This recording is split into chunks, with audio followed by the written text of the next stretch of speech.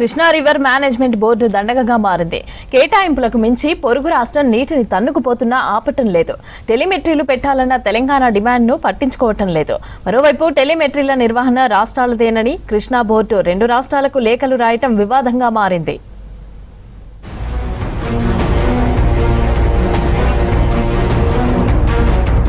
Krishna river management board తీరుపై తీవ్ర విమర్శలు వస్తున్నాయి.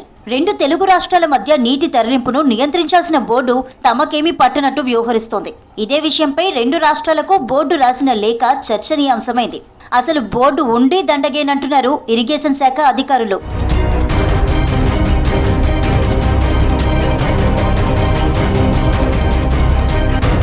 రెండు తెలుగు రాష్ట్రాలు వాడుకుంటున్న నీటి లెక్కలను తేల్చేందుకు బోర్డు నేతృత్వంలో టెలిమెట్రీలను ఏర్పాటు చేయాలి. తొలి దశలో 2016లో 18 చోట్ల ఏర్పాటు చేశారు. కానీ వాటిలో ఎక్కువ భాగం తెలంగాణ ఏరియాల్లోనే ఉన్నాయి.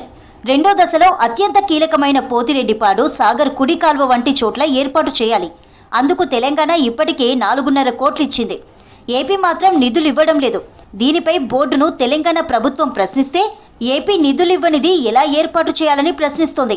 పైగా మన నిధులన్నింటినీ సొంతానికి వాడేసుకుంది. ఇక తాజాగా ఇప్పుడు ఫేజ్ 1లో ఏర్పాటు చేసిన టెలిమెట్రీల విషయంలోనూ అదే తీరులో వ్యవహరిస్తోంది. టెలిమెట్రీల నిర్వహణ తమ బాధ్యత కాదంటూ 2 రాష్ట్రాల ఈఎన్సీలు, టెలిమెట్రీలు ఏర్పాటు చేసిన ప్రాంతాల అధికారులకు బోర్డు లేఖ రాసింది.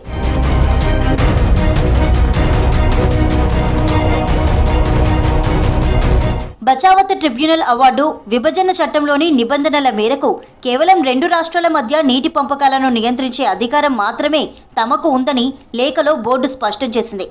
వాటర్ అకౌంట్స్ ప్రిపేర్ చేయడం, నీటి లెక్కలు తీయడం రాష్ట్రాల బాధ్యతేనని చెప్పింది. రాష్ట్రాలు ఇచ్చే డేటాతో బోర్డు కేవలం ఒక రెగ్యులేటర్గా మాత్రమే ఉంటుందని తేల్చి చెప్పింది.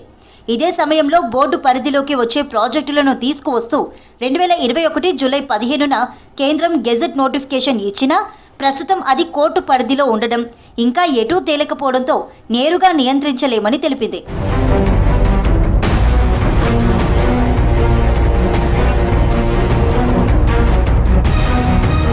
రెండు రాష్ట్రాలు ఎన్నెన్ని నీళ్లు తీసుకువెళ్తున్నాయో తేల్చేందుకు 31 ప్రాంతాల్లో టెలిమెట్రీలు ఏర్పాటు చేయాలని గతంలో కేంద్రం నిర్ణయించింది. ఫేజ్ 1లో ఇప్పటికే 18 చోట్ల టెలిమెట్రీలు ఏర్పాటు చేశారని బోర్డు గుర్తు చేసింది.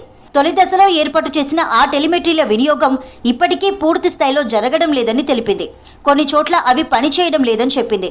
ఏర్పాటు చేసిన టెలిమెట్రీల్లో 12 చోట్ల నుంచి రాష్ట్రాలు మాన్యువల్గా డేటా ఇస్తున్నాయని, మిగతా 6 టెలిమెట్రీలు రిజర్వాయర్ల దగ్గర డేటా సేకరించడానికి పెట్టారని తెలిపింది. 3 టెలిమెట్రీలు నాగార్జున సాగర్, శ్రీశైలం, జూరాల దగ్గర పెట్టగా మరో 3ంటిని నాగార్జున సాగర్ ఎడమ కాల్వ పాయింట్లలో పెట్టారని బోర్డు చెప్పింది. ఆ టెలిమెట్రీల నిర్వహణ, రిపేర్లు, డేటా సేకరణ మొత్తం రాష్ట్రాల బాధ్యతేనని తేల్చి చెప్పింది. వాటిని ఎప్పటికప్పుడు రివ్యూ చేసుకోవడం, డేటాను అప్డేట్ చేసుకోవడం, రిపేర్లు చేయడం వంటివన్నీ రాష్ట్రాలే చేయాలని చెప్పింది. ఈ విషయంలో తమ బాధ్యత లేదంటూ చేతులెత్తేసింది.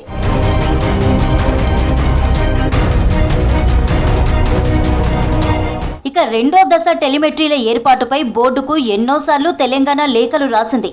2 రాష్ట్రాలతో ఏర్పాటు చేసిన మీటింగుల్లోనూ చాలాసార్లు తేల్చి చెప్పింది. అయితే తెలంగాణ ఇచ్చిన నిధులను వాడేసుకున్న బోర్డు ఏపీని మాత్రం పల్లెత్తు మాట కూడా అనలేదు. ఏపీ నీళ్లు తీసుకుపోతుందని తెలంగాణ ఫిర్యాదు చేస్తున్నా పట్టింపు లేనట్టుగా వ్యవహరించింది. ఇప్పుడు టెలిమెట్రీల బాధ్యత నుంచి తప్పుకోవడం పరోక్షంగా ఏపీకి సహకరించేందుకేనా అన్న విమర్శలు వస్తున్నాయి. రెగ్యులేటర్ అని చెప్పకనే చెప్తున్న బోర్డు కనీసం ఆ పనినైనా సక్రమంగా నిర్వహించడం లేదన్న ఆరోపణలు ఉన్నాయి.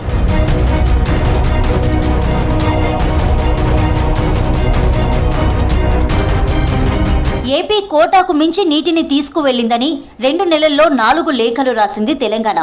అయితే ఆ రాష్ట్రాన్ని అడ్డుకునే చర్యలేవీ తీసుకోలేదు. రాష్ట్రాలకే టెలిమెట్రీల నిర్వహణ బాధ్యతలంటే ఏపీ జలదోపిడికి అడ్డు అన్నదే లేకుండా పోతుందనే చర్చ జరుగుతోంది. ఇదే టైంలో తొలి ఫేజ్లో ఏర్పాటు చేసిన టెలిమెట్రీలన్నీ తెలంగాణ భూభాగంలోనే ఉండడం, ఏపీ భూభాగంలో లేకపోవడం మరింత ఆందోళనకు గురి చేస్తోంది.